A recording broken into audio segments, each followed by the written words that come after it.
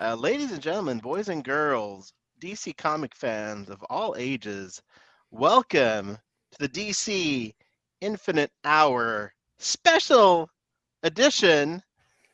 As always, we have the handsome Rob D. Toys, best Down looking low. What's up? action figure photographer in the industry. I don't know about that, but Well, you know. No, we know about that though. You're not being kind enough to yourself. Then we have the man, the myth, the Canadian legend, Brad, the DC Universe geek. Take a bow, Brad. You are too kind, fellas. You give me too much credit. And Thank I you. am Ahsoka the Geek of minor Instagram notoriety. I mean, minor. very minor. Come on. Well, The most chilled, laid back, geekly of geeks. Hey. That's what I would say. I appreciate that, Brad. Thank you. And Super guys, chill. we have a unscheduled show tonight. We usually do our shows every 2 weeks. We did the show last week, Yeah. but I think we all felt that it was appropriate, given all the news of the day, to do a special edition focusing on all the DC movie and live action and Mhm. animated and gossip coming out from today's announcements. Yeah. First, let's go ahead and say hi to the chat. Yeah. Hello, chat. Who do we got in the chat, guys? My DC figures. I see Sal Pack. Sanchez. You know, Darth why don't we each name Gutierrez? some so we're not like naming people above one Yeah. another? Okay, you go. Sal Sanchez. Oh, you said that one. TCP Toys. Yeah, we got some good I folks. don't know out where you guys are in the chat. Oh yeah, Hellspawn Hulk. Your turn, Rob. there. Daniel Gambito. I like that name. Yeah. Batsy 41. We have the Masked Panther.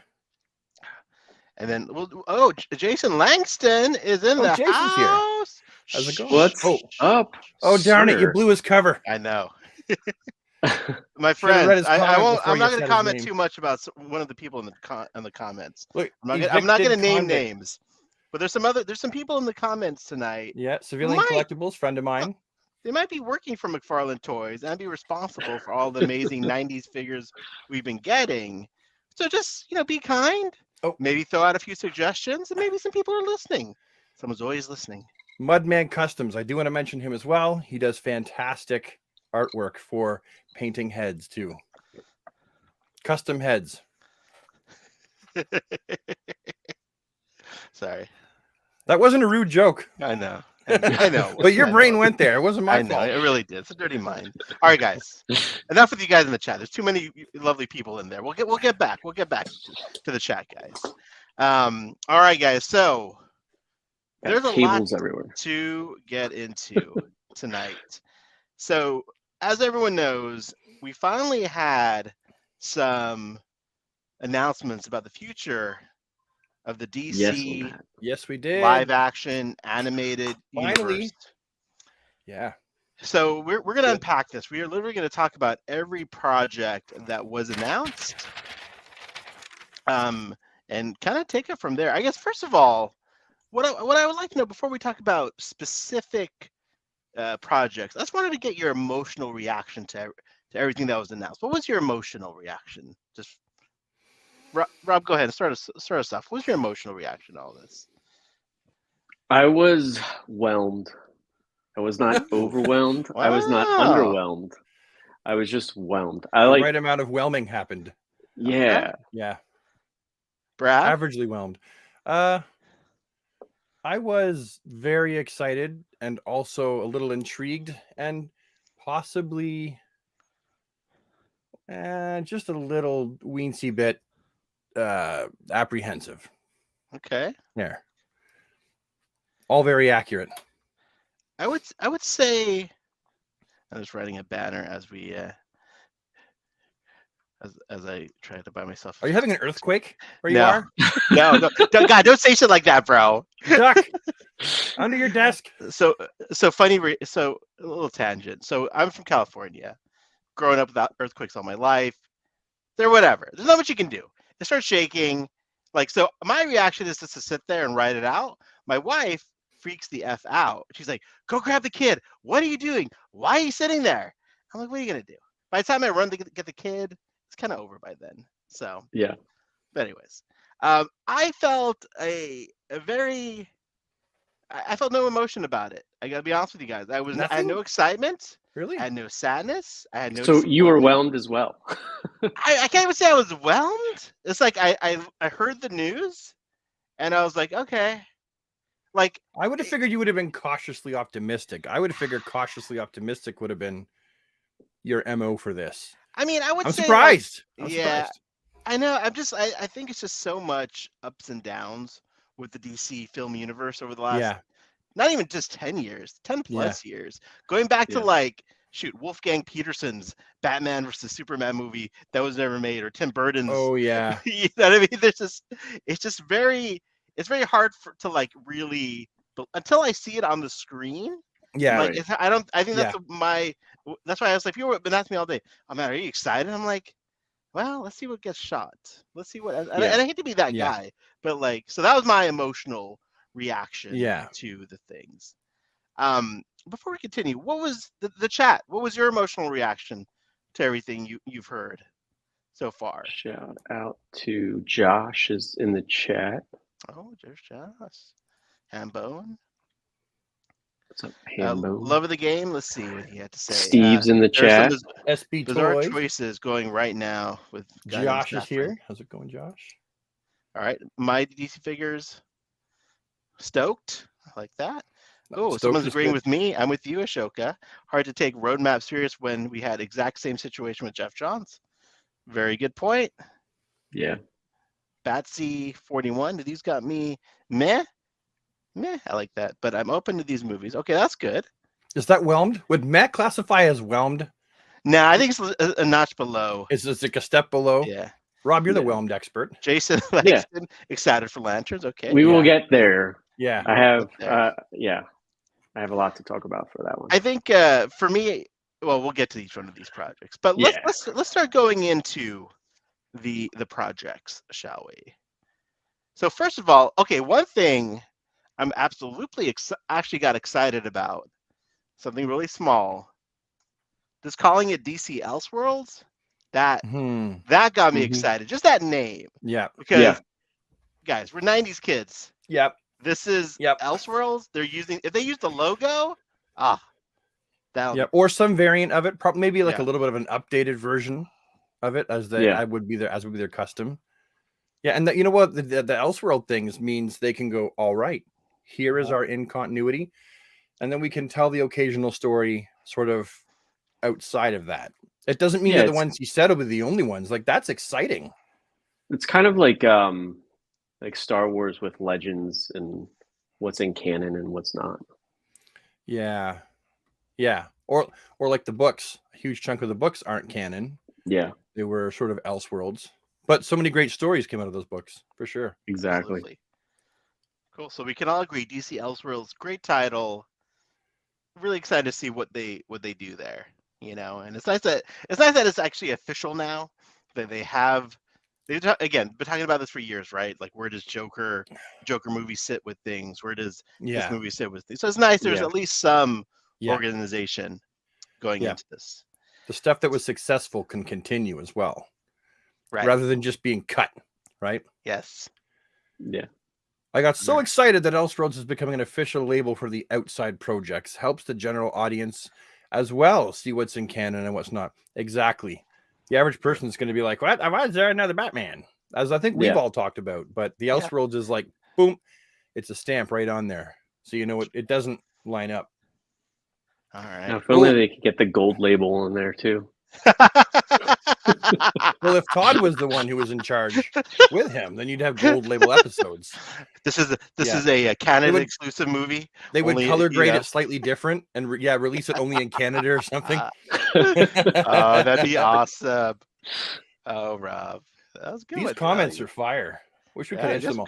Is Masked Panther says, is a Waller show really needed?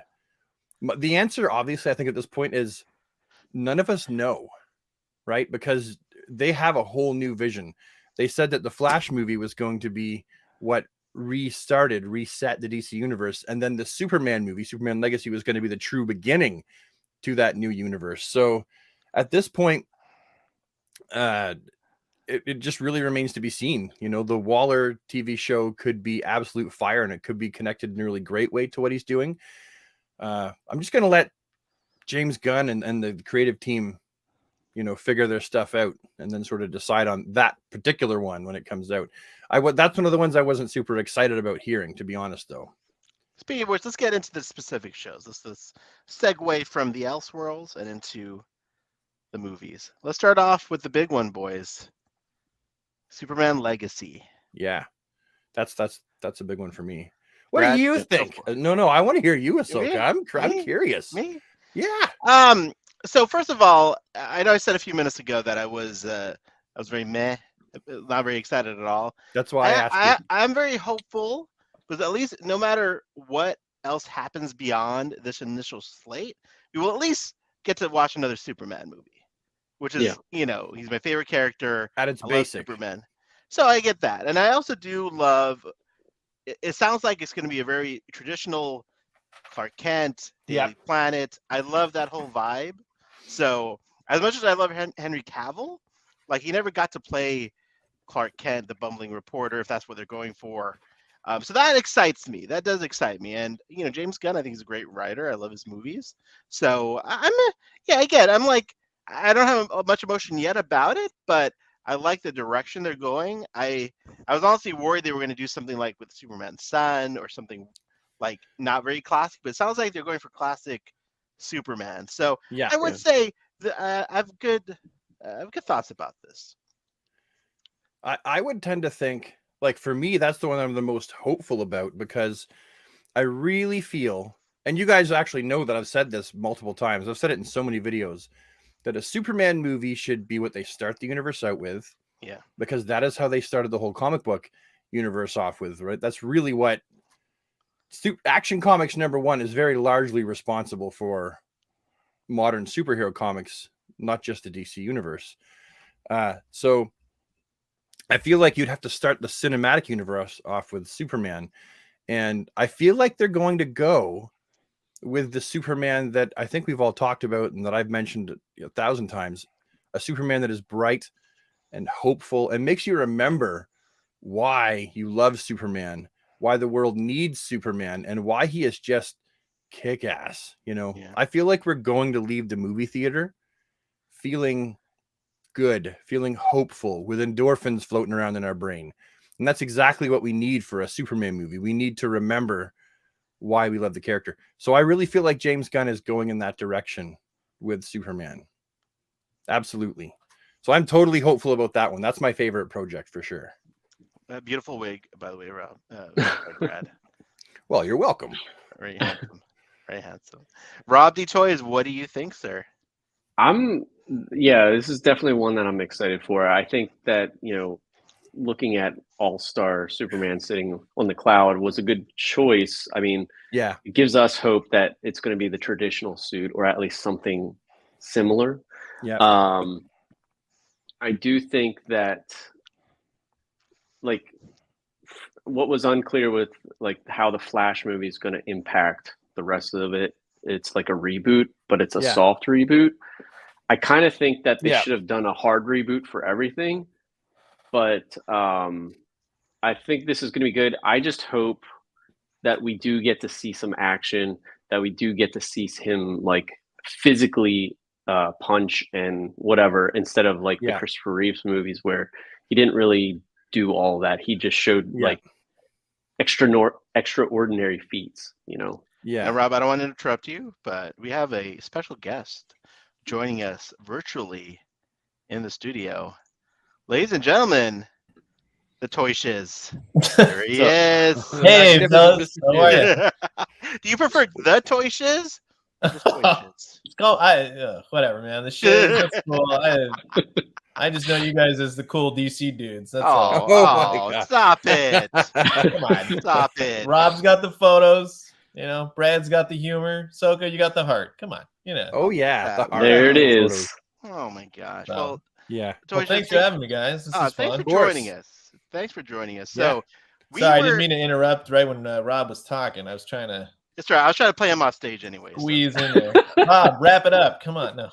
Come on. Exactly. We can't get him to shut up sometimes, Rob. No, I want to say you guys do an excellent job with the show. I really appreciate it, especially when I can catch it. I was out of town last week, but I watched the follow-up, the recording the next day. But you guys do a stellar job and kind of having a fun hangout, talking everything DC. So thank you for that. Oh, thank you. And Yeah, we go on hours about you, Toy Shiz, and we would love to do an extended show with you one day and hear the legendary story of Toy Shiz. But for now, let's get your take, Toy Shiz, on what was your reaction today to all the DC films? Like your general reaction, like your emotional reaction to it. Emotional general reaction is if it all sounds great until it happens. Yay! Hey, that's cool. It sounds good. And then when they go, we changed this Booster Gold, we're actually switching it to just the third Batman.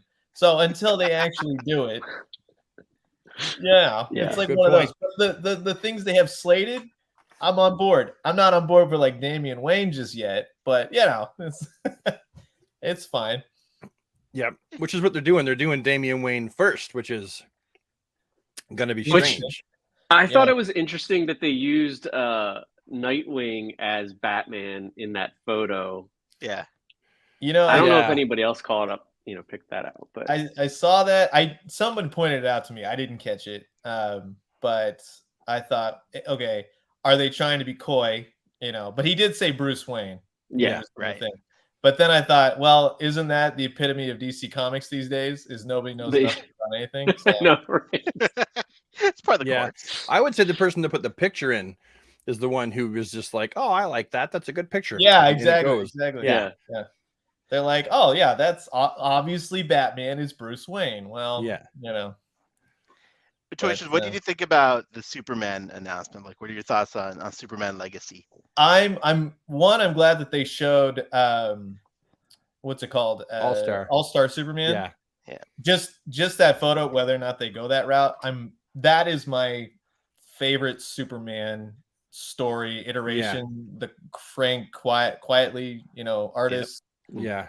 Everything about that is cool, and I think that kind of harkens back to the real sci-fi weirdness that can be Superman at the same time of being full of like heart and the all 60s. That. Exactly. Like the 60s. And I think the closer they can stay to like anything goes in the DC universe, but if they stay within the golden age while doing new stuff, of course, I think it will resonate a little bit better. I think it's an easier pill to swallow. So well, the world's a dark place lately.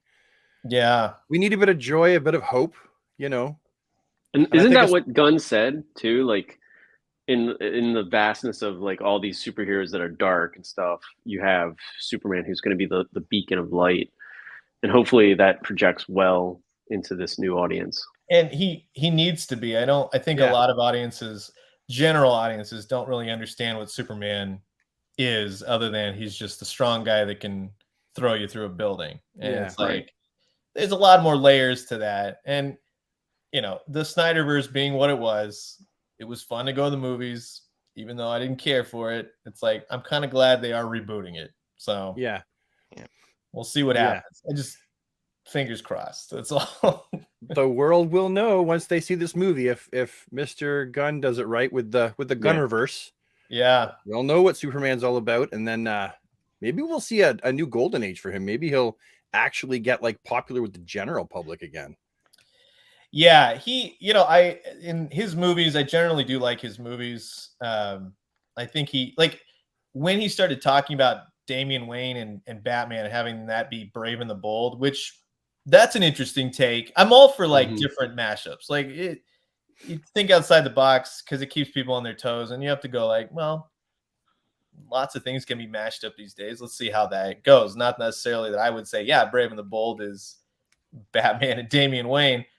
But I think that can have some humor in it, like the darkness of Batman, and then you got this kid who's just a punk and he's kind of corral him and everything else. Which and it seems like it's a good balance to, the Robert Pattinson Batman, where that's a very, Solo, dark, dark, vigilante. So then you also have brutal. Yeah, a very comic book. Yes. Batman and Robin. This will be the most comic book Batman and Robin I think we've ever gotten. But I think that James is going to do a good job because he understands that they need to be like at the heart of a comic book for a comic book movie. Then, because the source material thus dictates what it should be like.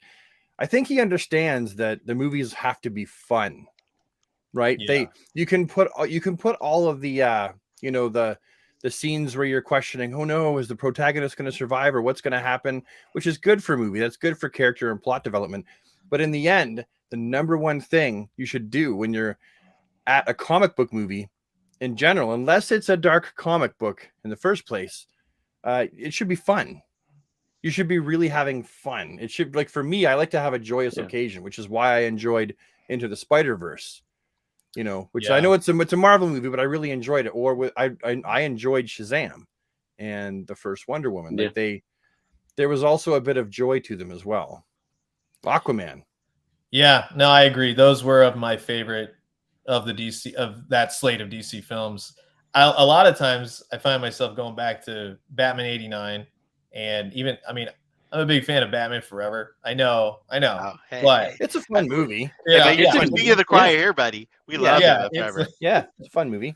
It's it's just those old movies that going to see them in theaters, it resonates with me. The Dark Knight was okay. No problems with it. I did really like the Robert Pattinson Batman, though, because of what you said, Ahsoka is a lot more comic booky, and the city felt like Gotham City.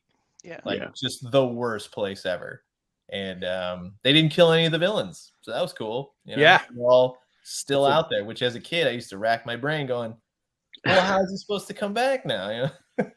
One question I have for you guys, with the Brave and the Bold and the Batman existing, do you think there's going to be much like there's a version of Mr. Freeze in the DC universe?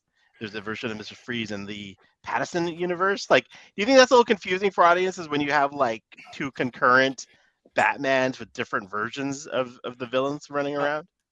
I would just say pick the right villains for the Pattinson and then leave that be. Like, I like the Elseworld that he said. When he said that, I was like, oh my God, that's amazing. Yeah. Like, that just resonated.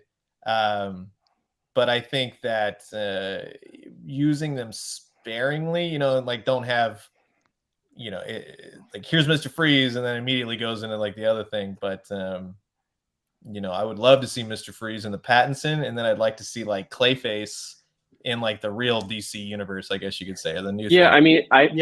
If they attack it like how Batman and Detective Comics are, like Detective Comics is like more, the crime, and then the Batman is more the fun superhero type stuff. They keep it like that. Like keep Mr. Freeze to Batman, and then do like the Riddler or all like the realistic tone with the Batman. I think that would work. Even with Joker and whatever they're doing with the sequel, it's fine as long as there's like that clear cut, because that Joker doesn't go with Pattinson's, and everyone I think will think that. But as long as they keep doing that, like, this is the Elseworlds for the fans, for people that pay attention, and then probably ultimately won't even matter because they'll just go, oh, there's another Batman movie, so whatever. Well, they could do something like Star Wars did. Right at the beginning of the movie, they had that explainer, right? Exposition crawl. So you're aware, this is not putting up. So listen, guys, there's 3 Bat universes. This is Bat Universe 2 out of 3. So they could do something like that. Or what they do is they would label an Elseworlds movie, right? Like the regular ones will probably say like DC Studios flashed on the screen, right? And then for the Elseworlds one, they'll have a specific logo and they'll flash those up on the screen as well, right? And then they could be like, in another universe, in another time. And they can do all kinds. Gotham by Gaslight live action would be sick. It'd be sick. When he was going through, when he finalized the on the 10th slide or whatever, when he talked about Swamp Thing, I was like, there you go. Because that got the short end of the stick, didn't it? Like, that was a great show. That show was amazing. Oh man, I remember when that happened. I was so stoked, and they're like, "Yeah, we actually canceled it before it came out." Yeah. I was like, "What?" Dude, that's why I've had a hard time like getting excited for things. We had the DC Universe app that had like these great shows. That gets folded. Something survived into HBO Max, which is now going to be folded, and it's like it's not even that long period of time. It's like a couple of years. That's why we have the toys, baby. That's all we got. Yeah. In the middle of plastic. More often than not. That shit'll never decompose. Now, speaking of which, I want to go outside of the DC movies for a minute. Since we have Toy Shiz, we gotta talk about some toys. And Toy Shiz has to leave in a few minutes. I want to get some of his thoughts on the multiverse line, if you guys don't mind. But Toy Shiz, what do you think about the 2023 so far for the DC multiverse line? Actually, I think they're on a high note. I think that 2022, which I still got to do that wrap up video. I know. I'm sorry. It's crazy month. Let's wait till 24, dude. Sorry. Yeah. It's. I think it like they were kind of hit and miss in the first 2 years. We'll say like a lot of it was good. A lot of it was like back and forth. But I think that 2022 was the year where they put their feet in the ground and finally knew where to kind of stand with things. And now we're seeing the effects of that. Now, even early 2023. So I have high hopes for everything coming. And I think that a lot more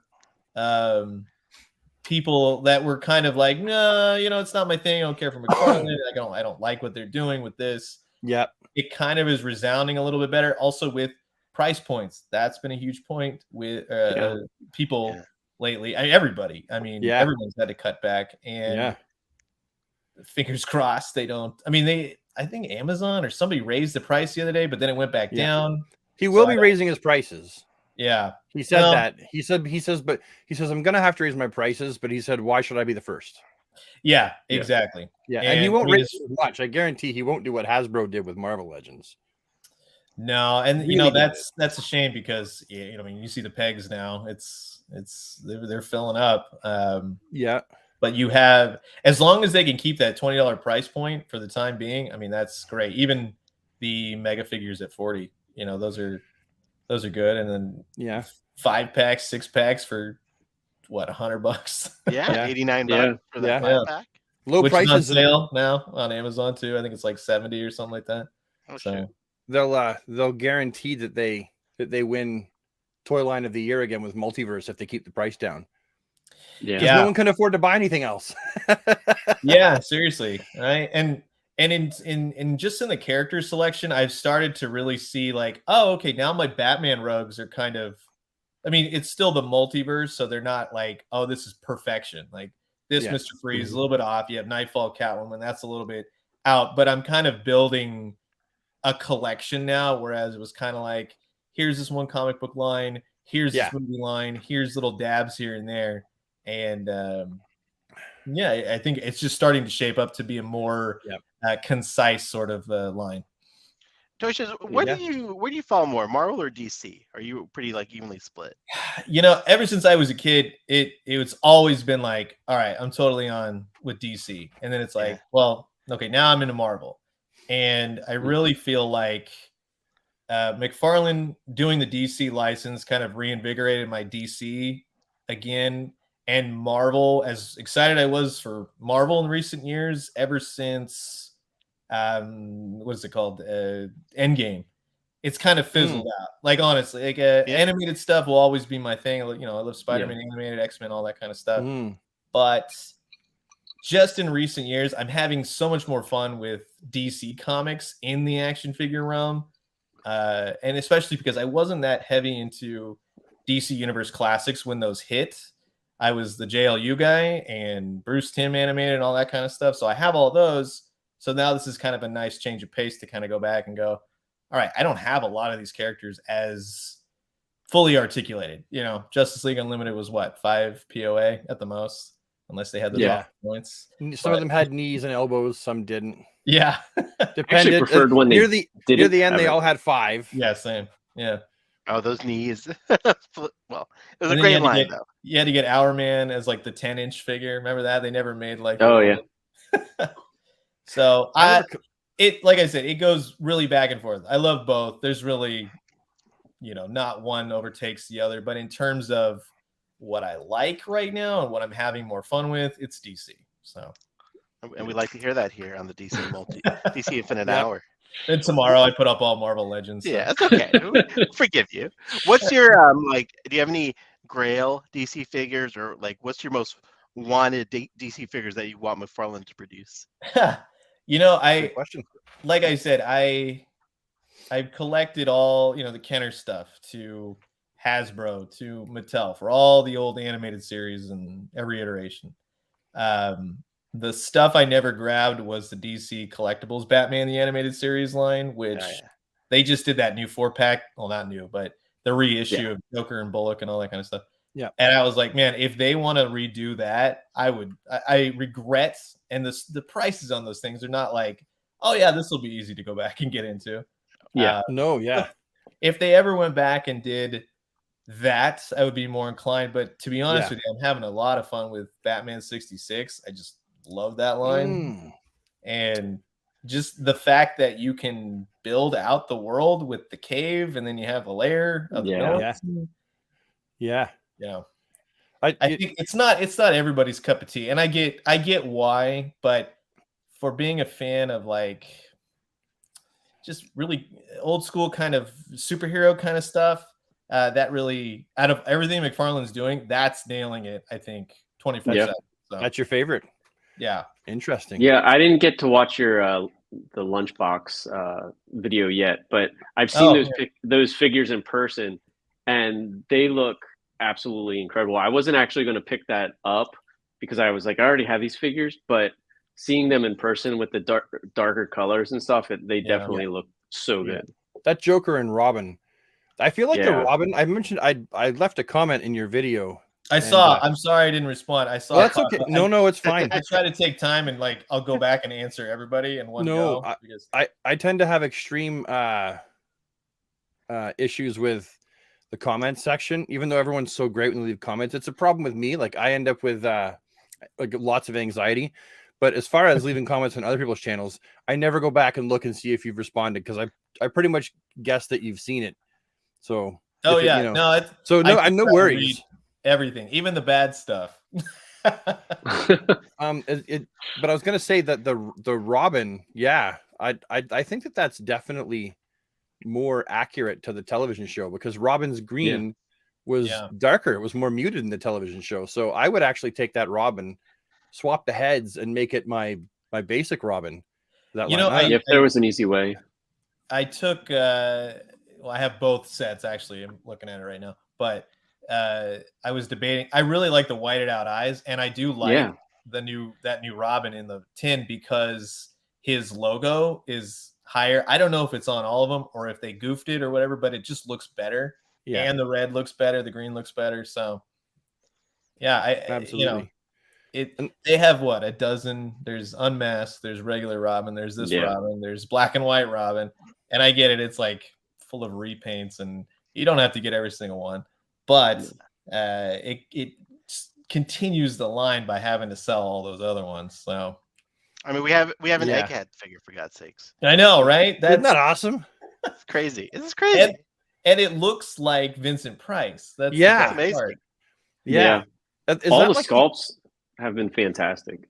Yeah, even that King Tut. That's like that's the best figure on the line, if you ask me. Yeah, I love that figure. Definitely, like the cloth goods make that figure. You know, if we get an Ontarian figure, I mean, that would be, the character that only existed on the show. I'm hoping that. I mean, even the Two-Face. That's. I mean, just as long as they want to continue the line, I'm down for it. Just because it's a lot of fun. So, and there's a lot more characters they can do, like Bookworm. I'm hoping for Bookworm. And Lord Deathman and whatever else I said in the video. Can we get the Green Hornet and Kato somehow? See, that would be cool. That would be cool. I'm sure licensing would be.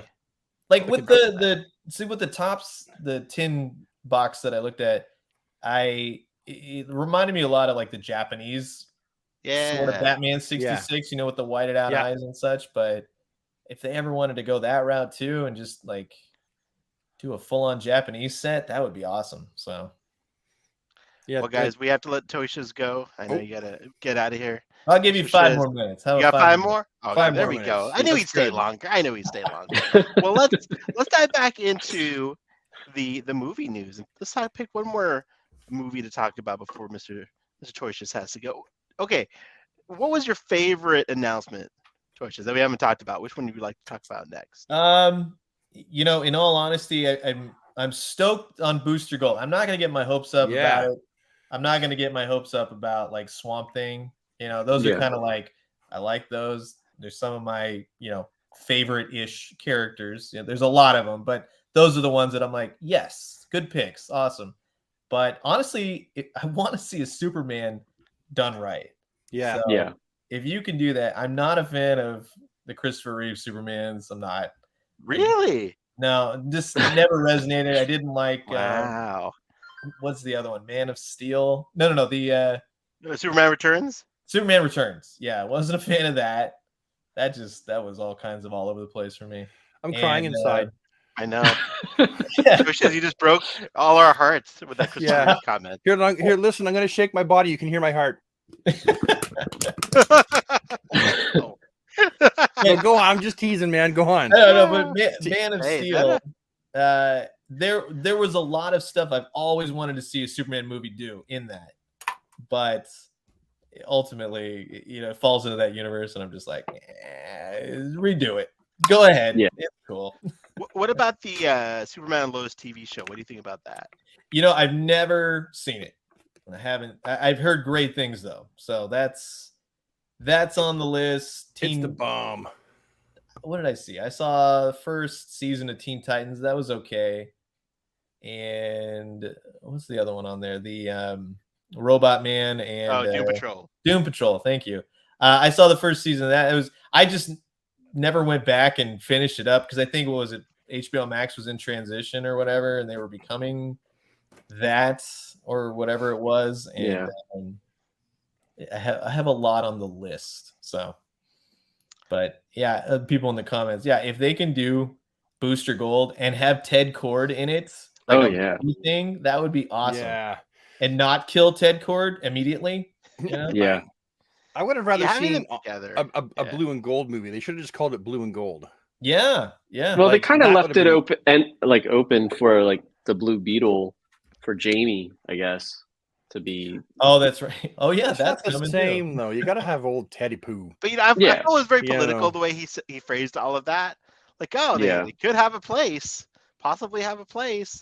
We'll just see how the movie does. Right. And then we'll go from there.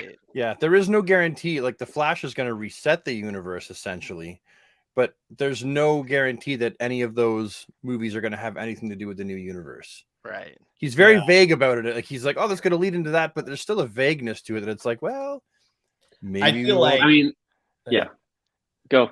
So I feel like the next several movies that come out before they do the whole Superman reboot or whatever however it's going to go, I feel like a lot of it might play into that, and then hopefully Superman does well, because what happens if that doesn't? Are they gonna it's fine, we'll just keep going? You know how the movie studios get. So that's the thing. Like Marvel never had to do like a course correction, right? Like from Iron Man on, like everything was successful. Like everything was pretty much a success. With DC, we've had some straight out nothing really bombed. There's been a few duds, but like it feels like Marvel, they just had such a streak. They never had to make a course correction. Well, and even for how much crap that Brie Larson took with Captain Marvel, right, because of her controversial comments, the movie still did like smashing at the box office. $1 billion. It made $1 billion. So like, why would they want to make a course correction on something that did $1 billion? Right. Yeah. Right. They're going to stick with it. I just hope that in the long run, it does turn into movies that can stand on their own instead of becoming the Marvel formula, where it's like it's just another chapter, and it's like everyone just waits for the end credits to see. Oh man, can't believe that character is going to show up next. That's what I don't want to see for DC. I want them to do their own thing.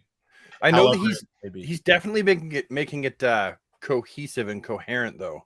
Yeah. Like absolutely. Like they're gonna go that way that Marvel went. I don't know if I'm gonna go as far as they'll do the end credit scenes. Although James Gunn being an ex-Marvel guy and then doing DC films, so there's end credit scenes, he may well do that, right? To introduce. Yeah. Well, that's what built up the hype in the Marvel universe, right? But I feel like it's bad luck for the DC. Like, remember that Sinestro end credits from Oh yeah. Oh yeah. We're still waiting for that payoff. Yeah, that would have been sick. They should have put Sinestro in the first movie. Yeah. Let's talk about Supergirl for a minute, guys. What did you think about the Supergirl movie announcement?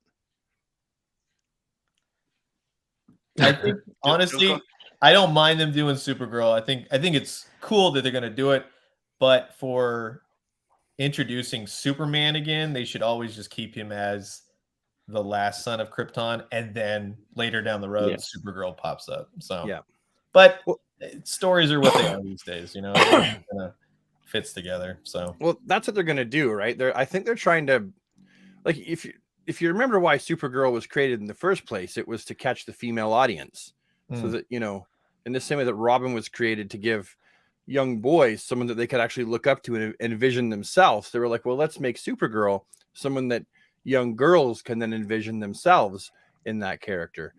And like, I feel like with the movies, like they're definitely going to try to catch some of the female demographic there. Like I think most of the people that read comics are into that. I think it's primarily male. That's still the demographic, but there's a lot of females that are into it. And I think they're trying to make new fans out of it. And the thing is, I'm not sure, like, who here has, aside from myself, has read Supergirl Woman of Tomorrow?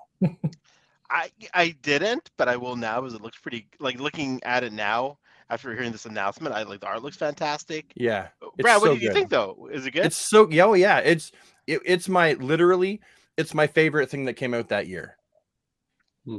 Favorite thing, hands down. Favorite thing. I loved the storytelling. I loved seeing her character. Oh, I loved it. And you also got to see Supergirl through another character's eyes, as she was like almost like writing a diary. And every issue took you to it was like almost like, imagine how a TV show, they'd want it to be connected to every episode, but also be its own contained thing with a set number of things happening. They really did that with the series. And if the movie is half as good as the source material and they do it right and cast the right person, then I think that we're in for a real treat with the Supergirl for sure. Well, that's good. It almost seems like the Supergirl would have benefited more as an HBO series because of the length and the storytelling beats. Yeah.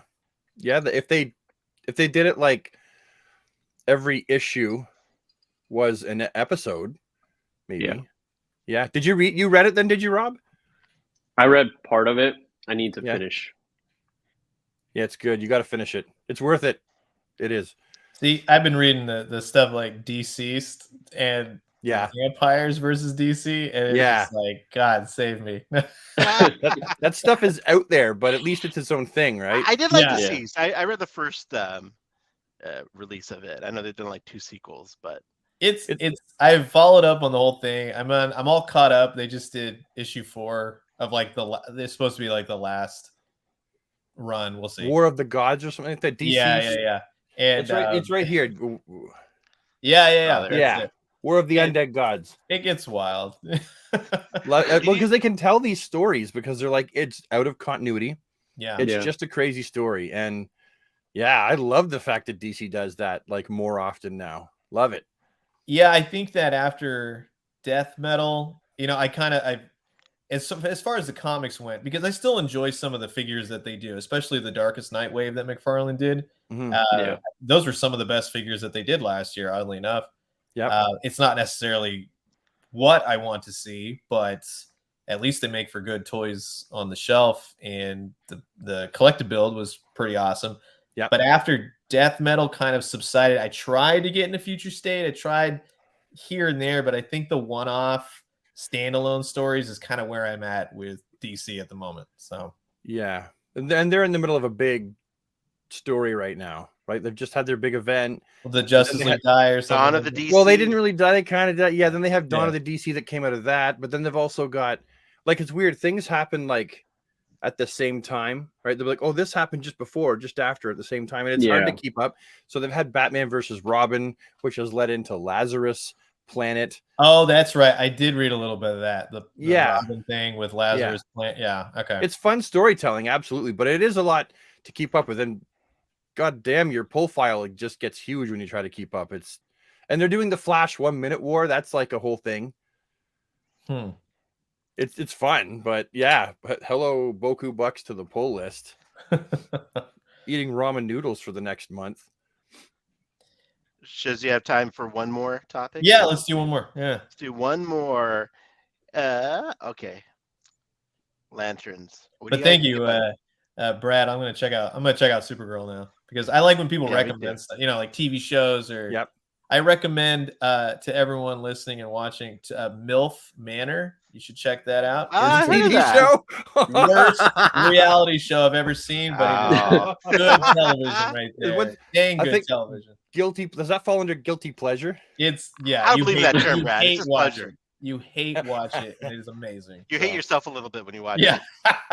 I'm a sucker for schmut like reality shows. So hey, I lost a year to 90 Day Fiance, so yeah.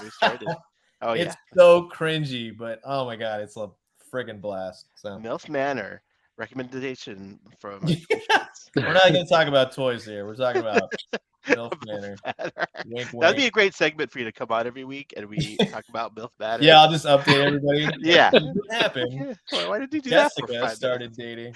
The kids and the parents are on the show, right? That's the one, like the mother and the son. Yeah. Oh, is that what it is? Yeah, then I didn't know that watching the first episode, and I was like, "What the heck is this?" The curtain goes back or whatever, and then they reveal like all the young guys are here to meet the cougars, the MILFs, and the MILFs, and they're like, "Wait a minute, son, what are you doing here?" Well, I knew that I was going to a show, but I didn't know it was the same thing. Yeah, the cliffhanger for the second episode, I don't know how you top that. That poor guy. Wow. I swear to God. Anyways, you should check it out. Here's a comment for you from Pack Photos, Toysha. Toysha sounds like the dude that watched the VH1 shows back in the day. Oh, I totally did. Flavor of Love? Yeah. Oh, that was great with Brigitte I watched Nielsen. all those shows. Yeah. Oh, beautiful. All right. Lanterns, guys. Come on. Toysha, what do you think about this Green Lanterns television program? You know,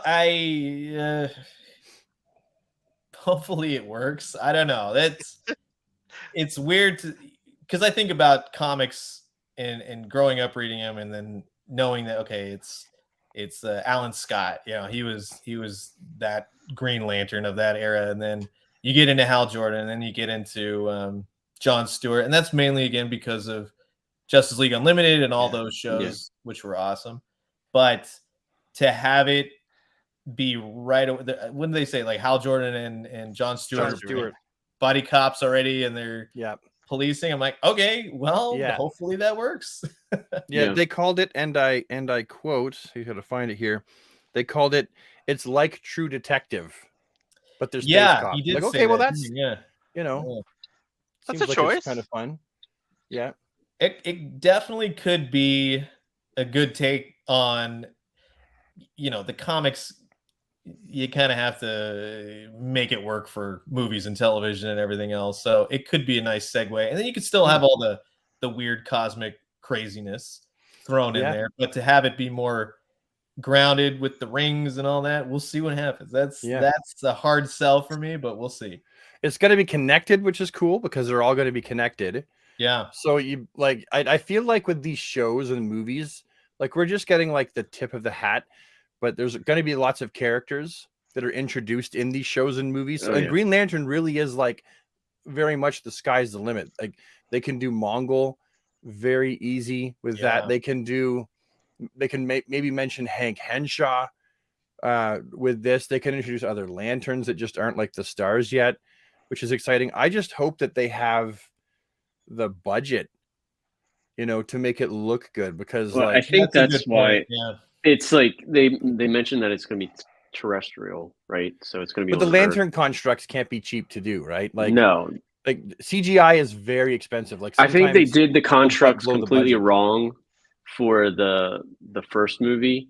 Yeah, they should have done it like they did on Justice League cartoons. Just like see through totally, where it didn't look, make it total animation. It just looked weird for the Ryan Reynolds.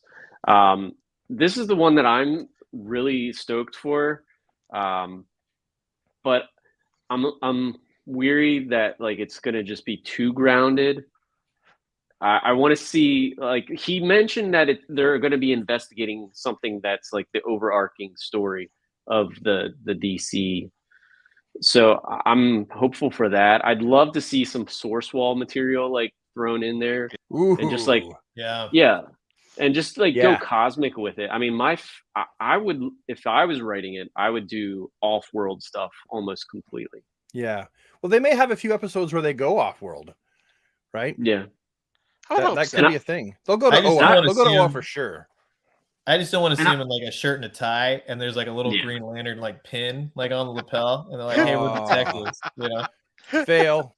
I don't think they will though. I don't think James Gunn would do that because like I gauge his like DC by his take on the Suicide Squad.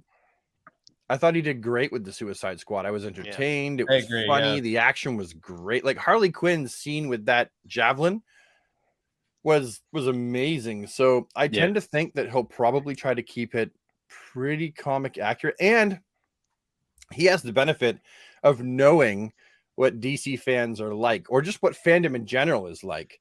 So it's not going to be exact. We know that because the way he did Guardians of the Galaxy, he kept it very comic book like, but also he changed the look of the characters, right? A little bit, like compared to what they look like in the comic a lot of the time, to how they look now. There's definitely some differences there. However, again, he's seen how fans react when you mess with the look and the character of someone who's well loved. And I think he's like, well, I'm just not going to do that. What else can we do that's creative within the bounds of basic fan expectation? And that's what I think. That's what I see. Yeah, I love that he said he made it a point to say we're going to tell good story. Like stories come first. And I was like, yes, like that's very important. You can do all the spectacle you want, and who's going to show up in this movie. Yep, but storytelling is king. I will say I once heard the Green Lantern described as the Jedi of the DC universe. Mm-hmm. So that's the kind of the way I always envision them, less like cops and more like the Jedi. So this is like, again, we'll have to see. But I mean, I would love to get Kyle Rayner in there. Oh, I mean, just to be totally like, they need to go to Baltimore and hit up Guy. Yes. Yeah. I would love a Guy Gardner, Kyle Rayner TV show. Really, with Green Lantern, though, something they could do really easily is have the Green Lantern series that was like none of the stories have to be connected, right? It could be an anthology series. Yeah. Very easy because they have so many lanterns, right? And then by the end of the series, the last like 3 episodes, they come together and their stories intertwine. Well, that's what they were doing, Brad, in the show they were doing. It was an anthology with like Alan Scott, Guy Gardner, Jessica Cruz, I think, was in it. That's the one that got canceled. Yeah. She would be cool. She's of the newer Green Lanterns that they've introduced in recent years. She's a standout. She looks cool. Yeah. And then who's the guy, the Green Lantern in the mask? Oh, that's Baz. Thank you. Yeah, Baz. Simon Baz, not Alan Baz. That figure. Oh, sorry. Simon Baz. Yeah. Yeah.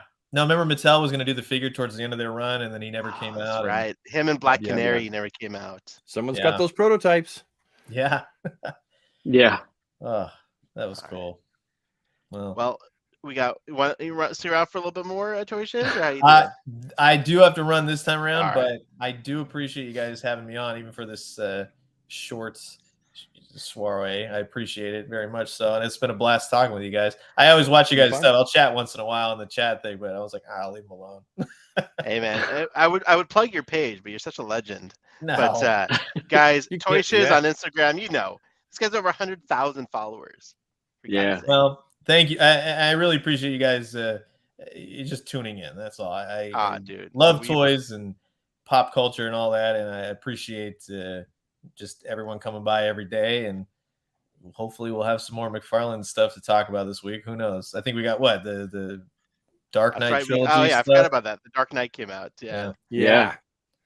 Well, Well, maybe we'll try to shoot for next week if it works out or something like that. We would love to have you back, Toyshes. Thank you so much. Thank you for all you do for the community and for sharing. And you guys gotta have Josh on too from. Josh don't worry, we got a whole list of guest stars. Oh yeah, no, this is fun. You guys can do like a whole on, party up in here. So I love it. I love it. True story. All right, ladies and gentlemen, let's get that's a wrap on Toyshes, everybody. Let's. Thank you guys. I will see you around the funny Instagrams. All right. Later, Fred. See you guys. Bye. See you. There you go. That was fun. Look at that. That was fun. That was great. I like having guests on the show. That's good. It breaks things up, and gives a little jump. Look, we're at 123 viewers right now, guys. 123. Yeah, that's a lot of fun. It's our biggest show we've had so far. Look at that. I like that one. Au revoir, Toyshes. The magnificent Mr. Shiz. Mr. Shiz. Great. We raise our glass to you. Cheers. All right, guys. We got the show. We got to continue. We have 20 more topics apparently, and don't we always? For the love of God. So how do you feel about the lanterns? Yeah. I can't say I read anything that was like, oh wow, that sounds great, and especially since they just were trying to make another lantern show. Yeah. It's like how do you get excited when the lantern show they were just trying to make, they just canceled that show? Yeah. Without ever. And now they're out. They worked on it for like 2 years. I will say. No, their Guy Gardner wasn't a ginger. I am sick and tired of the de-gingification of the DC universe and movies. Everyone that was a ginger. 100%. Where's the red-haired people? They got to dye their hair red.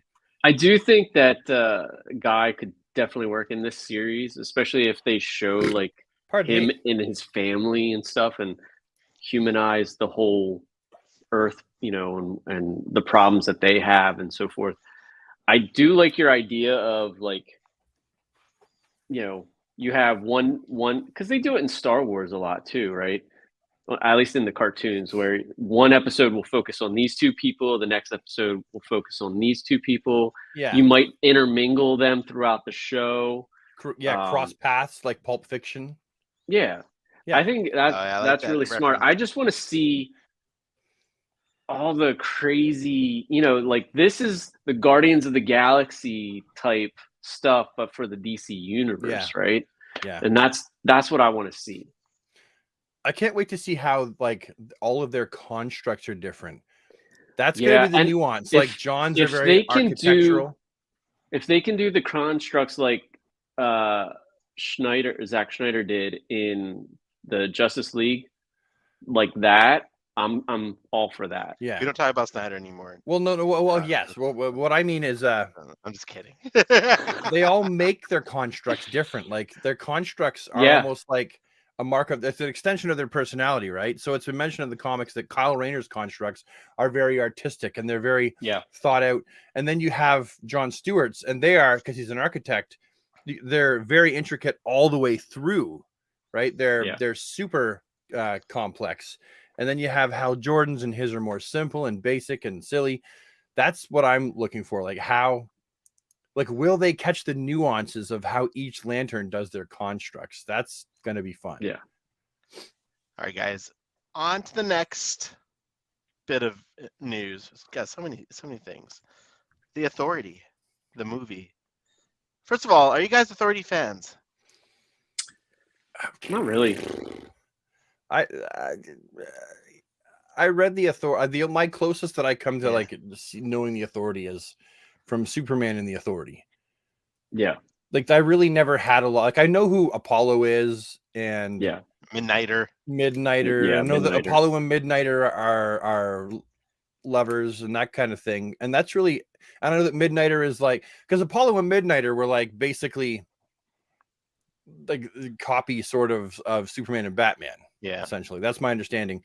Except for these two are like together and they're lovers and that sort of thing. But other than that, I don't really know much about them. Well, I like the character of Apollo and Midnighter, so I'll go see it. But I don't think that it should have been year one. I'm just gonna. That's why. What did I say? What was my third one? I was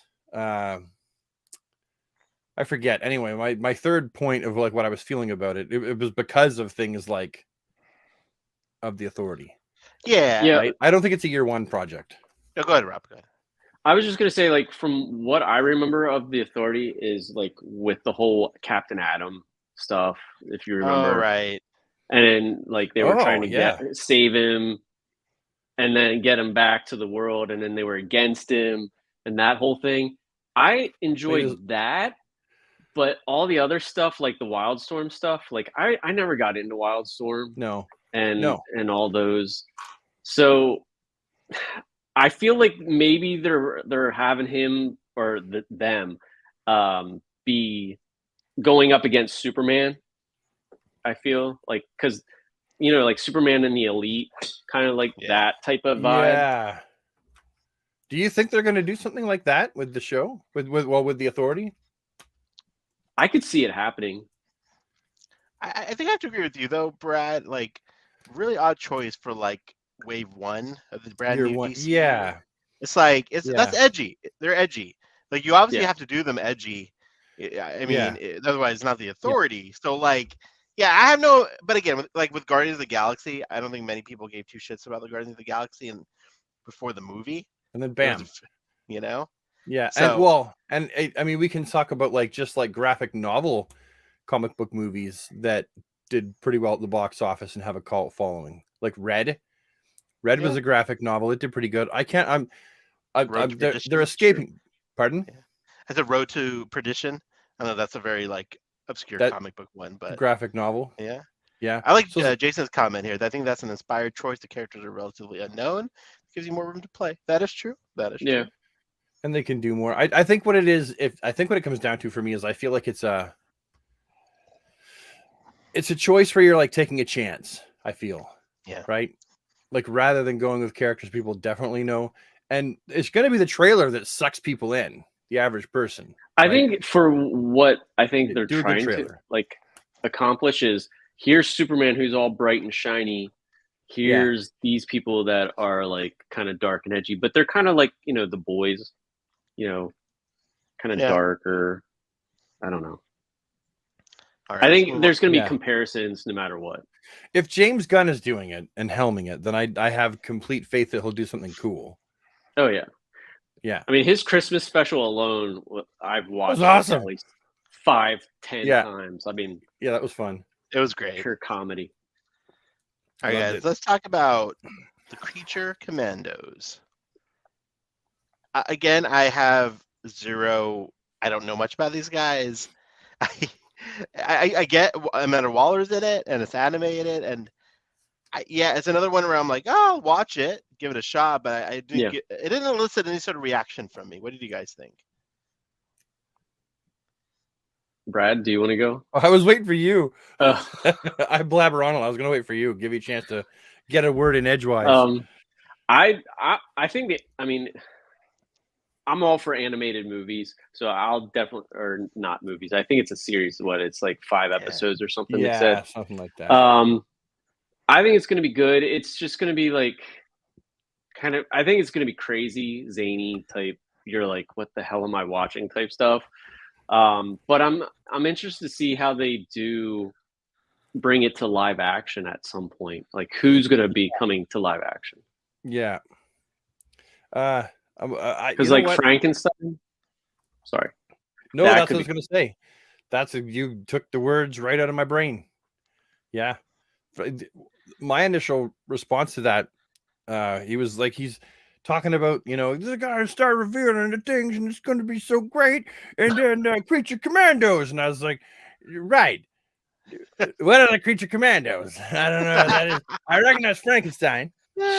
Frankenstein is the shiz in it, but I don't recognize the rest. So I was like, that's not the best foot to start this on, because I feel like a lot of us are like, who are they? What is the Creature Commandos? But if it's an animated thing, I think a lot of people who would be watching the film universe and the TV universe might actually miss it. Like I feel like it'll be like under the radar for a lot of people. But this comes in, at least from what his initial talks were, before the start with Superman, right?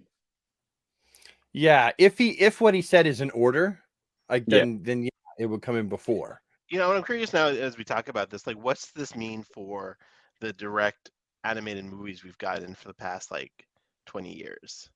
Like, they didn't really. I'm not sure if that was addressed at all. But do we still get stuff like, the Battle of the Super Sons, Gotham by Gaslight, all these great. I love the animation. Yeah. The animation for Super Sons, because I finally got to watch it, was insane. Like I love that animation style, and I would love to see more of that. Yeah, it's a very, very different style than what they've been doing with the past few movies. Yeah, it was interesting, very interesting, almost like computer. Mm-hmm. Like I hope, I hope that doesn't mean it's the end of those, but it seems like it would be. It might be. They've been building a coherent animated universe again. If you haven't, I want to see like somebody tackle Brainiac and do it the way that they kind of did on the Superman animated series, because I loved how he was handled there. Yeah. And I know that's way, I know that's way too far thinking, but I just always love those types of stories. I think the best on the frig, like 17 years ago, I remember talking to my wife and saying for Superman, they should do a trilogy. And the first villain, the main villain, needs to be Brainiac. And then the second villain needs to be Mongol, right? Because he's drawn out into space to have his final conflict with Brainiac. And that leads to the second movie, which is Mongol. And Lex Luthor obviously is in all three, kind of scheming and doing his, BS in the background. And then I figured that the last one that he should be facing off against should be Darkseid. The only reason I disagree with you, Brad, is like I feel like I hate you now. No, I'm kidding. No. No. To each their own. I don't want to say interested to hear what you have to say. Go on. It's like I feel like from the original Action Comics #1, like the alien stuff has become way too much of a crutch for Superman. Like, he was never about that, and like in the 30s. But he also wasn't as powerful. I know, but he was like a very much a superhero of the people for like humanity. It had nothing to do. Like, I love the alien shit. I love all the Krypton stuff. But then, man, like that's all he ever fights are aliens. Well, I see. This is what I would do.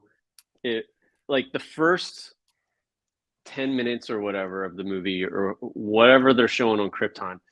Yeah. Even plant the seed of Brainiac, but don't show him. And then don't even talk about him for like the first movie, second movie after that. Like that's late on, but plant seeds of like that coming. You put him in the end of the trilogy. And then do people like, Parasite or Mannheim or, stuff like that. Yeah. See, I always wanted my Superman to be more cosmic. But this is the thing. You could have in the first movie, if you did the whole Brainiac thing, right? You could have Brainiac and Metallo. And Brainiac maybe upgrades, Luthor's take on Metallo. So he becomes like a real badass. And after dealing with Metallo, then he flies up and deals with Brainiac. You could have more than one villain, is what I'm saying, like per Superman movie. Which, because let's face it, that tends to be the case with Superman. There's always like more than one person in the comic book scheming to, mess him up. Not a bad idea, though. I just wanted to just say, not a bad idea. Like, my idea is not king. Having Brainiac at the end, Rob, that's a great idea too. And I think I have no Brainiac. That's where I land. Because you don't want any aliens. No, any aliens. Yeah. Although I do love Brainiac. He is my favorite. Who would you have? I would literally have him. I don't know, but I wouldn't have any. Like I don't want them to go like what they did in Superman Returns, but that did not turn out well with him not having any sort of real foil. No, and like he's lifted. He's lifted. Lots of lifting. Like back pain. Well, that's what the like for the most part that was the Christopher Reeves movies though. It was aside from number 2. Number 2. Well, I guess in 4 he Brainiac of 3, but come on. I guess I would like everything to be more human based. Like whatever the threat is, it could be some sort of monster or whatever. I guess a parasite would probably be the best choice. There needs to be a narration of Lois Lane Ooh. talking about Superman.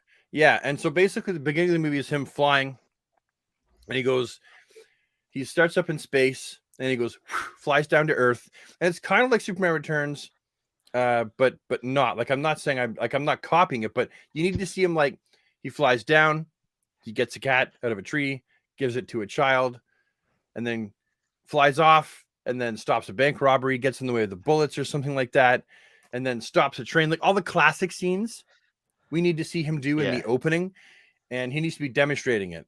Like when Lois is narrating him, like, oh, Superman is more than just faster than a speeding bullet. And he goes, Vroom! And he's right in the way of some bullets. And he takes the guns and twists them, right? And then the camera goes. Movie, honestly. He's like, honestly, dude, you should try the movie. It's really he's more than just more powerful than a locomotive. And then the camera goes vroom, and he catches up, and he stops a train from, like, hitting some kid with their headphones in, walking across the train tracks. And then from there he goes in, has breakfast, sits down with Lois. There's some dialogue, and then takes off again. And I always thought that's why I want a Brainiac, because he's having breakfast, and then he can hear some shit going down, right?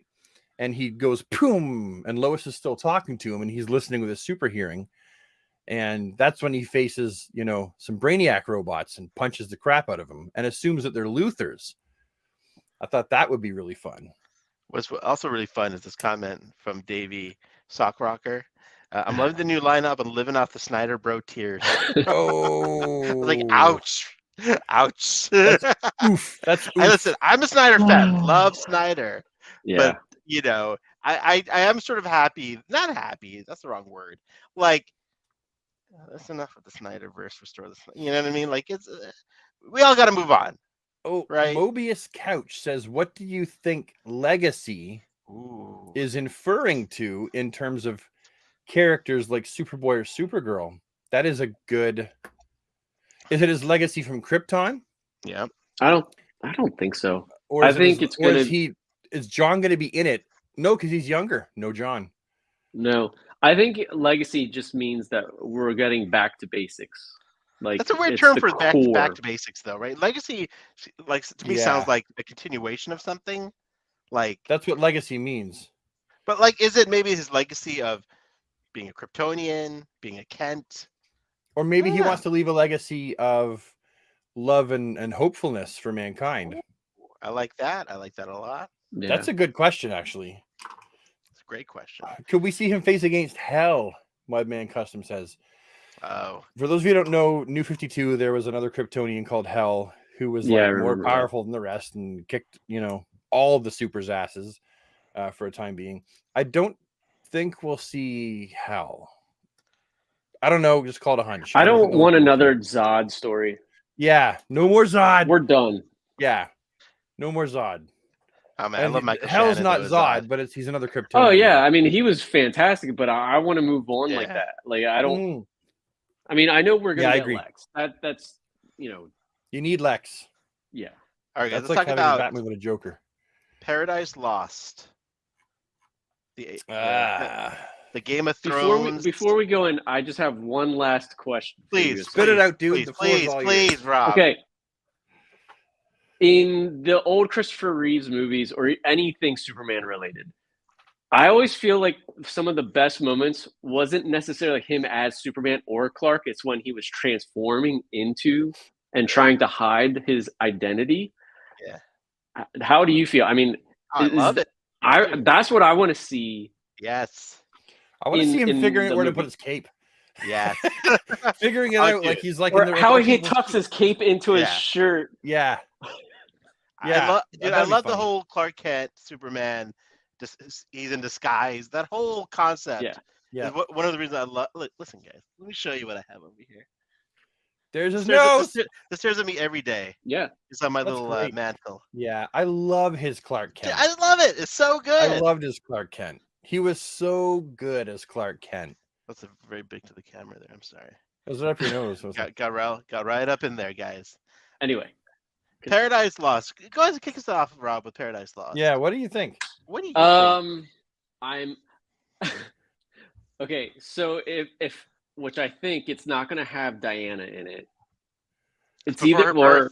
birth. What's that? I think it's before she was born. Yeah, that's what I think. And I think mean, it'll lead to Diana, though. Yeah, I think it'll be it's the gonna introduction for Diana. I think. Yeah, I think it's like the whole, but it's going to be. I think if they're trying to play the long game, then that's going to be like the last season. Kind of like, I think they're like, we need a Game of Thrones. Hey, like, anything Game of Thrones ish, that type of style. I think there's going to be lots of sex, hopefully, lots of action. Well, you want to see boobies, don't you, Rob? We're going to see girls. I mean, girls with girls, right? I mean, that's what. Oh, that's what the Amazons are, toys. Right? You're making us blush over here. I'm supposed to be the one that says all the stuff that's crass. No, but I think it could be good if we get invested into these characters, right? Yeah. Like, but I could also see it being a total flop as well, just because it doesn't really have anything of importance. But I mean, I think there's definitely story there, but is there enough story for more than just one season? One thing I read about one of James Gunn's comments today was about he was talking about the past. He was saying like they didn't Wonder Woman 1984 and had like nothing to do with the first movie in any way. That was one of his comments about it. I was like, wow, that's pretty astute. They really weren't. I mean, they brought back Steve Trevor, but yeah, they were almost they were so tonally like different, right? The story. Yeah, it was just like another Wonder Woman story. Yeah, it's really like a different character, even. The creepiest thing of the whole 84 was her with that dude. I don't think you'd be complaining, bro. I wouldn't be complaining, but like, he didn't consent, weird, right? It's weird. And there, I said it. Hey, we don't talk about those type of things on the show, Brad. Hey, he brought it up. My wife hates that movie just because of that alone. Oh. Yeah. I enjoyed it. I didn't even think of that until after. And then Margaret and I got talking, and it was like, yeah, it's creepy. He got his body back and he banged Wonder Woman, but he didn't know he did. But was it really him, or was it just all in her brain? It's his body. His body did the thing. Yeah. With Wonder Woman's body. I mean, I would say it would have just left Steve Trevor, like, in the past. I agree. Yeah. That was, she wrote the script completely for that one, right? She didn't for the first one. Patty Jenkins? Yes. Oh, okay. So that's true. Patty Jenkins, Wonder Woman 84 is what happened when Patty Jenkins was given the ability to write the script by herself. And it was still really well directed, and like, she's a great director, but yeah, that story was. I mean, I do love the Invisible Jet. That was a cool way they introduced it. Yeah, well, except for how did Steve Trevor know how to fly that thing? Hey, don't worry about that, buddy. Don't worry about the gas, like how they flew, like all the way to wherever they flew. We don't want to ask those types. Yeah, we don't. It was fun. I did have fun watching it, and that's the number one thing for me. So I came out going, it was fun, kind of dumb, but fun. Yeah. Brad, any more thoughts on Paradise Lost before we move on to the next? Well, I feel like Paradise Lost, I'm trying to be reserved on it because anything to do with Themyscira, the central character of Themyscira is Diana. Yeah. And if she's not in this, then it ends up being a series more like Krypton, right? Which they had an amazing version of Doomsday. They had a very good version of Doomsday, yes, but the problem is there was no Superman. Yeah. And how long could that show have really continued on with the politics of Krypton and the back and inner workings of Krypton and stuff like that? And I think the same thing with Themyscira. It's like, or Gotham. I never really got into Gotham. I watched a few episodes. It wasn't a terrible show, but I couldn't get into it because it's like the central character is Batman. That's like having a He-Man show without Adam. Yeah. Right? Without He-Man. And so this show, I'm being reservedly positive about it because I don't know anything about it. However, the basic knee-jerk reaction I get when I hear about a show that it takes place on Themyscira with the Amazons, we may get like a childhood Diana. I'm not sure if I'm correct, but I think it's like way before she was born. Like, like But did he hundreds of say years. that? He might have. He said like, wasn't he? Didn't he say like it was the dawn of the Amazons and how they came to be, and so I think it was how like that. like there's the separation between man's world and that. Because wasn't there two like okay, we could be in for a Lord of the Rings issue here then, right? Yeah. But then there's like Themyscirians, you know, That's Paradise right, Island. maybe Themyscirians. Yeah. And then there's the Egyptian like side one, like then they could go to war and do that type of stuff too. Maybe some Atlanteans will be in there. But I do agree with Brad. Do you think Wonder Woman's going to be Zeus's daughter, or do you think it's going to be a Clay? I don't think they're even going to get to that. Like you don't even think the last. Well, they have to. They have to. It's got to be connected. It's got to somehow connect to Wonder Woman since that's part of her backstory, right? Let's see, Paradise Lost. They have Paradise to Lost was a two storyline, a two-parter. That's it. Two issues. I think so. And that was it. It was done. But it was Diana. I mean, it was. Well, Diana's old too. That's another thing. Oh yeah, like Diana's like the oldest of the Justice League. She's super old. She's seen him come and go. I'm trying to find a. You're having an earthquake again, Ahsoka. No, I'm sorry, that was me. All right, let's see. I got some verbs. I got some words. Oh, here we go. So I might be wrong. Paradise Lost will describe as a Game of Thrones style series, a show that will track the politics and adventures of the Amazons in the years before Wonder Woman came along. Yeah. Okay, so that's okay. Diana or Wonder Woman, the character, I guess. You know what? All-encompassing Diana, Wonder Woman all together. Because sometimes it can be cheeky, right? She wasn't Wonder Woman yet. She was just Diana. But okay. I totally agree with you though, Brad. I hate prequels without the main character. Like Gotham, like I don't care about the Bat villains without Batman. Like that's why I like the Bat villains when Batman is beating them up. You know, like I don't want to watch the Lord of the Rings is the new one, the new Lord of the Rings, like the on Amazon, the Amazon Prime one. You know, or even like The Witcher. Oh yeah, that did terrible. Well, I like what's it called? Blood Origin. Yeah, that did terrible. Apparently, I'll tell you what the difference is with like Lord of the Rings. Like it's the central character of like Batman and Superman and Wonder Woman. Like those are the central characters of their stories, right? It's not about the world around them. Like Lord of the Rings, you have like so many like other characters in there to begin with. But Bilbo and Frodo were the main. They were, but like I loved Aragorn and Legolas more than Frodo. And, me too. You know, so like it's, but like maybe if it's done well, right? Like Gotham, I don't want to offend anyone, but my God, you know, be prepared for the tomatoes with cyanide and bricks in them. Someone always brings tomatoes. Be good. Yeah.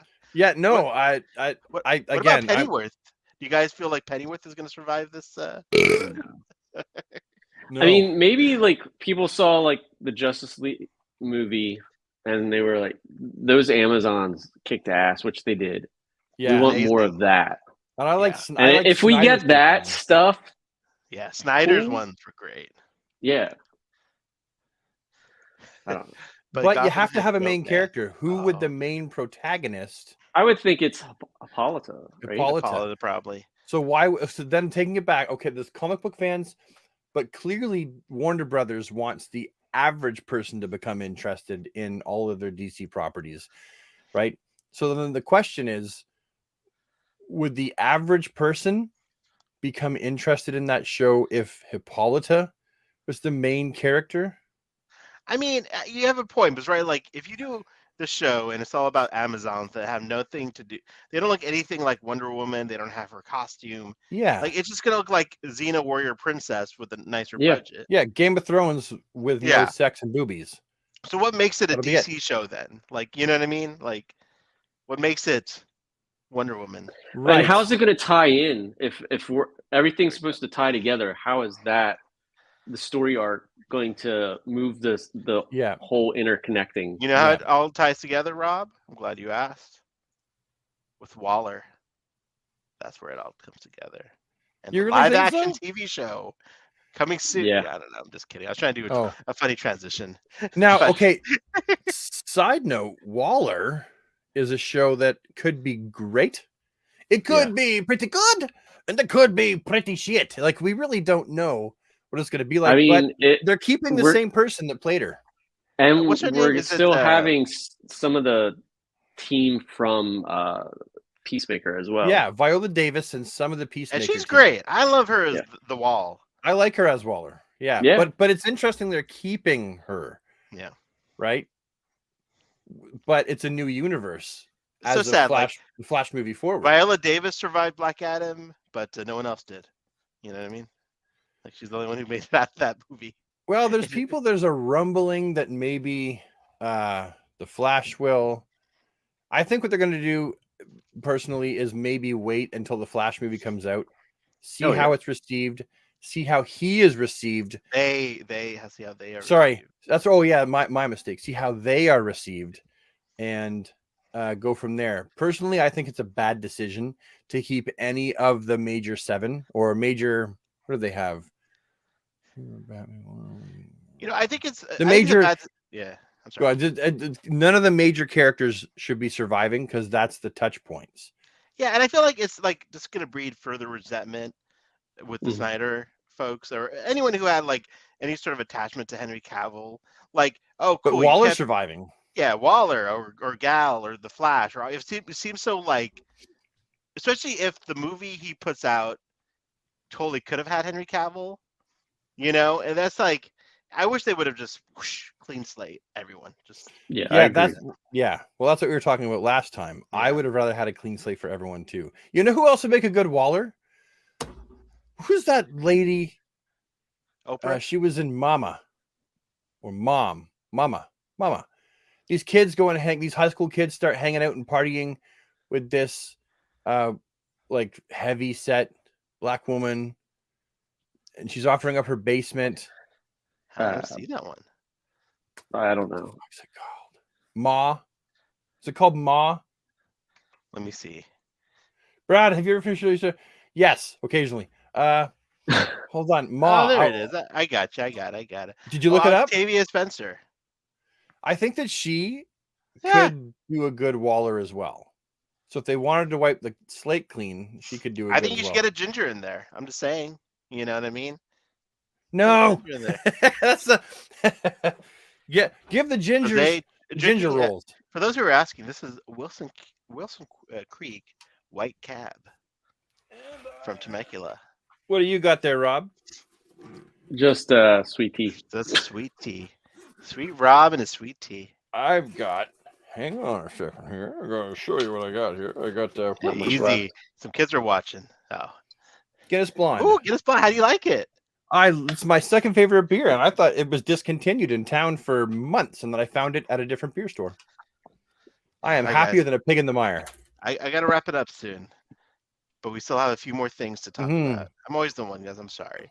Let's go to, let's talk about Brave and the Bold. I know we touched on it with the shiz, but let's talk about this properly. So now we're going to have a new version, another new Batman. So I guess Keaton's out after the Flash. Yeah. We're going to have a Batman who is not Ben Affleck. You're going to have Damian Wayne, who I love. It's still Tim Drake is my favorite, but Damian Wayne is close second. I'm excited to have like a very comic booky like Batman family. Like I feel like I'm so happy to have something that's not so grounded, like and no more like emo. I love my emo berry eating Pattinson, but I'm excited. We all do. Rob, what do you think, Rob? Please. I think for Damian, he's definitely got to be right cast, so he's got to be part Middle Eastern because Ooh, very good point. I think let's have representation where it counts. So I think he definitely has to be that. With Talia and all that. So they're gonna have to touch on some of that. I don't necessarily need to see the whole Demon's Head thing. I want or whatever, but they could do it as a flashback or something. Oh, that'd be so great to have Roz, like a proper Roz in the Lazarus Pit. Yeah. I want this Batman to be like the most comic book, not grounded on anything, just like preach, Rob. Kind of like your Spider-Mans are, you know what I mean? Like it's not grounded. They just go full speed, and I think that's what they need to do. Not like so campy, but just full like Jim Lee Batman, Jeff Loeb. Yeah. Like have Freeze in there, and we don't care that it doesn't make sense. We just accept it. I mean, the stories are there, and if storytelling is that, I mean, who better than Mr. Freeze, right? With the heart of ice and Mr. Universe. What do you think? Yeah. The show, I feel like he mentioned that the show is going to serve to like introduce the Bat family as well. So I feel like Damian will be part of it, but maybe they'll also establish that there are others that came before him. I would like hope. Maybe they won't say Damian is just the Robin for this universe. Maybe they'll introduce Dick, Tim, and Jason in some way. He did mention the Bat family, yeah. So, and it's not like Damian will come before Dick. Like he's creative. He's not stupid, right? If you make Dick come before Damian as a Robin, you're gonna get eaten alive. Easy, Tiger, easy. Right? So it's true. So if you make Damian come before that Dick, again, if you make Dick come before what? Oh no. God, we're bad. Guys, I think we broke Rob. So juvenile. We broke him. Look at him. So immature.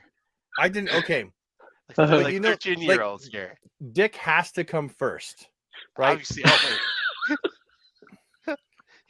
Nasty boy. He always takes care of himself. He never takes care of Barbara. I can't tonight. Right. But they can easily have flashbacks, right? With Damian talking. Colin like, Richards, I'm not the first Robin, but I'm certainly going to be the best at it, right? Which is more in line with what Damian's like. Richard, say Richard. Civilian, he's my buddy. He's a really big guy. Richard. But the only thing about this is the Brave and the Bold title, because I always feel like Brave and Bold is a team up. Yes. Yeah. And classically, the comics didn't even showcase always the same characters. I guess it was different. I guess they won't use Batman because there's a Batman movie, right? So they can't. If they did like the Batman Part 2 and then Batman and Robin, that would be a little much as far as like okay. And there's been a Batman and Robin movie, right? So I guess in the world of movies, it's probably already copyrighted as a title. I think Gotham Knights would have been cool, but I like Brave and the Bold. At least it's something comic book related. Again, there's like the Elseworlds title. At least he's pulling from the source material. Gotham Knights would be cool as a series where every episode is standalone. So you can have an episode with Cassie, like Cassandra, an episode with Stephanie, an episode with Dick, Jason, Tim. That would be awesome. And each one is going up against a different villain. With Batman. Batman's in every episode, right? But it shows him working with all of them. Oh, that would be magnifique. Shut up and take my money. On to our last topic. This was have to go soon. Swamp Thing. Alec Holland. My initial reaction, there was already a great TV show like 3 years ago. Yeah. We saw a great version of his origin. That was my reaction. That was the whole thing right there. I think it's their way of cash grabbing at the horror genre. And I think that it could be really well done if they lean heavily into that. I like the idea of Swamp Thing being on TV, movies, everywhere. I love the character, but I don't think he's a strong enough character to most people to put out there like that. And they're going to try and play it like a horror movie, right? That's what he said. But I think that, I mean, if they do the budget right, if they make it like a $60 million low budget kind of, I still don't think so, because he's also a hero. Yeah, he's a hero, but it's a horror. But I think it's not going to be necessarily him. It's what he's fighting, kind of like in the TV show. Like they had some great horror moments in that last TV show. But if you remember, Swamp Thing also had moments, where he himself was pondering who he was and what his existence was. Remember in the early days, and that like the horror, the psychological horror of that. I would have rather seen a Justice League Dark where they could introduce Deadman, Zatanna, Constantine, Swamp Thing, right? All in the same movie. I would have. That would have been amazing. Yeah, I would have personally done that and made it like a 2.5 hour movie, right? Because then you set up a bunch of characters, and the Justice League Dark it's a fantastic dynamic with those characters. Even have the monkey Detective Chimp in there. Yeah, I was gonna say, where's Chimp? Yeah, maybe Dr. Fate. You know, James Wan could find a place with this project. Would be a big name attached. Yeah, he would be a big name, but James Wan did Aquaman, right? Yeah. Did you Aquaman? Yeah. Okay, so they won't bring him back just because of that, because he's attached to the old universe. Well, he's a big name, but he's attached to the old universe. I could see them doing Aquaman 3 if this plays out really well. I'm ready for not Jason Momoa. Really? Yeah, I think he's great. Like, there's nothing wrong with him. But if they're recasting Superman and Batman and you got a Hal Jordan now with Jon Stewart, I do not want to see my man standing next to these new characters. I just feel like it would be fair. It would pull you out of this new universe they've created and be a constant reminder of what came before, which is counterintuitive to what James Gunn and Warner Brothers is trying to do here. So, but to be fair, I'd like to see a blonde Aquaman for once. Ezra and Jason showed up in the last episode of Peacemaker. But that's when it was still the Snyderverse, right? Yeah. Right. I get what Brad's saying, is like those characters originated from BVS. Like that's where they all had their first appearance. They did all start off together. It is weird to like, I mean, I guess James Bond makes it work where they get rid of James Bond and it's like Pennyworth and M are all the same and no one really, Yeah. But I get what you're saying, Brad. I would agree. What I would like to see all new. What if they bring Jason back with blonde hair and a short haircut? Still a no for me. I want to see like an Arthur Curry who looks generally like he has in the comics all the way through. Long or short hair, not a big deal to me. I don't really care which they go with, but I want to see a blonde-haired Arthur Curry that looks like he has in the comics and behaves like him in the comics. I like a grumpy Aquaman, to be honest. I'm not a big fan of the hands on hips Aquaman in comparison to the Aquaman who's like, stop throwing your shit in my sea. You realize that the sea covers most of the planet and I'm the king of the sea. So basically, I mean, if you're really going to talk, the aliens want to talk to the king of the earth. I'm the guy here, right? But like, guys, I mean, I'm not much of an environmentalist. I mean, where else are you going to put your stuff? I mean, there's a lot of water. Oh my God. I mean, we got to put our stuff somewhere, guys. I'm sorry. Screw it. Throw all it right, in the guys. street. We're going to wrap it up with that. Let's do a couple of questions, though. A couple of comments from the comment section. 107 people strong, and it's midnight for you two. And there's a lot of people. So I didn't even see. Yeah. Pack photos. Appreciate you, sir. Guys, any specific questions for us? There's a ton also in here, right? Well, there's a lot. There's a ton. Let's pick a couple. Let's go. Brad, who should recast Aquaman? Who should Brad, who should the new Aquaman be? Basically, is what Jose Jr. Arcelli? Okay. I don't mean to butcher your name. I could be wrong, but Arcelli. Me is not a stupid. Honestly, I have no idea at this point. I've got certain people that I've like taken note of on my Instagram and saved screenshots for Superman and Batman and Wonder Woman. That's not for this. No one yet for Aquaman. Later in the day. Pardon? Nothing. I'm sorry. Were you making a wank joke? You go to the toilet with me phone. I take screenshots of these handsome blonde guys just for research purposes. I feel like Chris Hemsworth could have done a good Aquaman, maybe, but he's already in the Marvel universe. But he could have done a good Aquaman. Yeah, like especially his normal build, not his like bulked up build. Not his suit mostly naked in the latest Thor movie. Yeah, like if you see him not attached to a project, he's a pretty slender guy. Yeah, he bulks up for the movies. He knows how to pack on the pounds like a brick shithouse, and then he kind of loses a lot of it. He's not like Cavill. Cavill still goes to the gym all the time. Yeah. Right. I feel like Chris just wants to smoke weed or something like that all the time. One last question from Batsy41. Random question. Do you still buy DVD, Blu-ray, 4K, etc. from DC? Are you guys physical media guys? I am, but I don't buy the Blu-rays and DVDs that often because figures take up my whole budget. But I am. If I had the money, I would for sure. Solid state media. I used to be. Not anymore. I still am. Not as much as I used to be, but anything I really love, like obviously any DC movie, anything like anything that I really want to watch. Anything at all. I've seen your collection. I know, right? Yeah.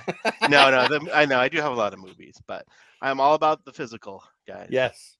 Wink. Bow, chicka, wow, wow, wow. Chicka, wow.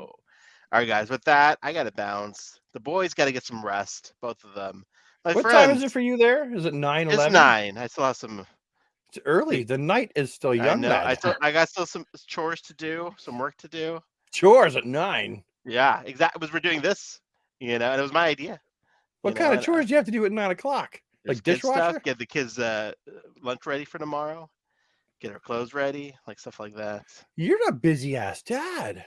Yeah. Look at you doing all the jobs that have been classically allocated to women. That's fantastic, dude. Well, my wife works and I work, so it's an equal partnership. Yeah, you do what you have. No, I get it. I clean the bathrooms and I do the vacuum.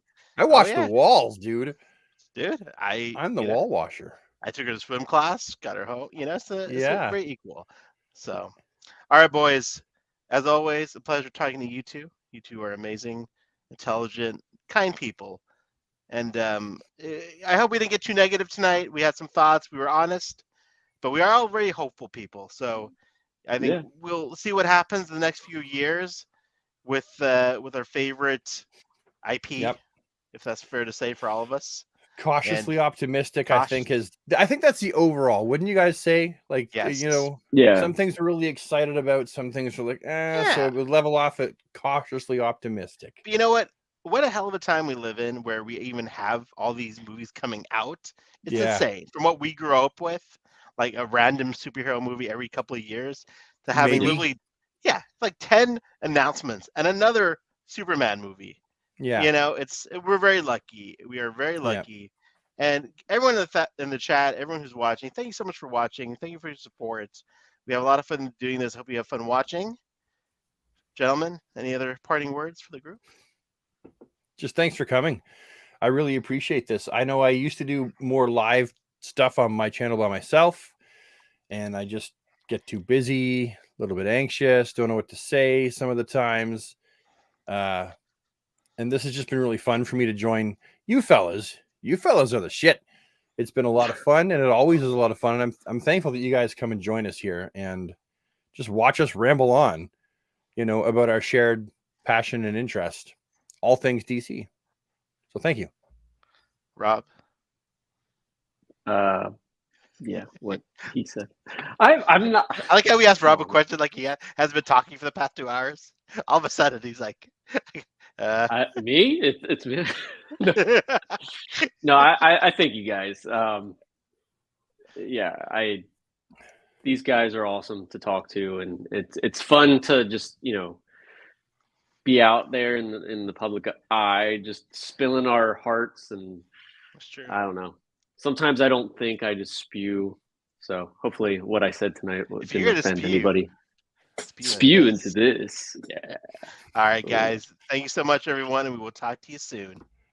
Bye, guys.